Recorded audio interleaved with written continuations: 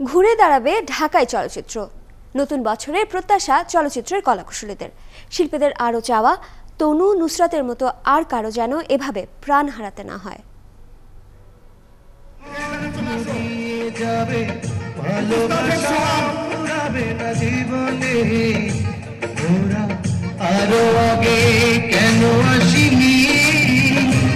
বাংলা বর্ষবরণের বিকেলে বিএফডিসিতে আয়োজন করা হয় সাংস্কৃতিক অনুষ্ঠানের। মঞ্চে গাইলেন অভিনেত্রী স্বাগতা।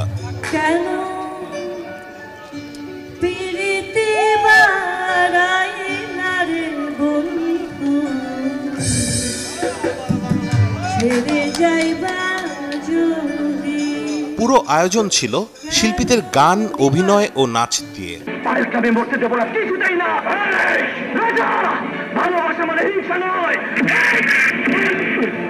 আয়োজনে চিত্রনায়ক ফারুক বলেন, বঙ্গবন্ধুর দেখানো পথেই প্রতি বছর আয়োজিত হয় বর্ষবরণের অনুষ্ঠান। বাঙালি মাটির নিচে দেখলে মাটিটাতে ওখানে ভালো করে তাকালেই দেখা যাবে বঙ্গবন্ধুর চেহারা।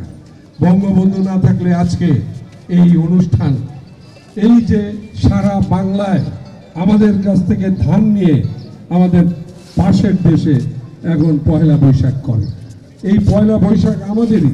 নতুন বছরে বাংলা চলচ্চিত্র ঘুরে দাঁড়াবে এমন প্রত্যাশাই সংশ্লিষ্টদের। নতুন বছরে আমাদের কামনা যে আমাদের চলচ্চিত্রে যে সংকটগুলো চলছে, যে সংকটের জন্য দর্শকরা ভালো চলচ্চিত্র আমাদের কাছ থেকে পাচ্ছে না, সেই সংকটগুলো দূর হয়ে যাবে এই বছরে। বাঙালি যারা আমরা বাঙালি বলে নিজেদেরকে পরিচয় দিতে গর্ববোধ করি, তারা যদি আমাদের বাংলা সিনেমাকে দেখি, বাংলা সিনেমাকে প্যাট্রোনাইজ করি, তাহলে আমি মনে করি আমাদের সব কিছুর সাথে সাথে বাংলা চলচ্চিত্রের উন্নয়ন হবে, সুদিন আসবে। আমাদের নববর্ষের একটি দাবি হোক, একটি প্রার্থনা হোক যে আমাদের এই দেশের কোনো মা বোনের যেন সেই মিতু কিংবা সেই তনু কিংবা নুসরাত জাহান, রাফির যেভাবে মৃত্যু হয়েছে এটি যেন না ঘটে। পরবর্তী বছর বড় পরিসরে বাংলা বর্ষবরণের অনুষ্ঠানের আয়োজনের কথা বলেন তারা।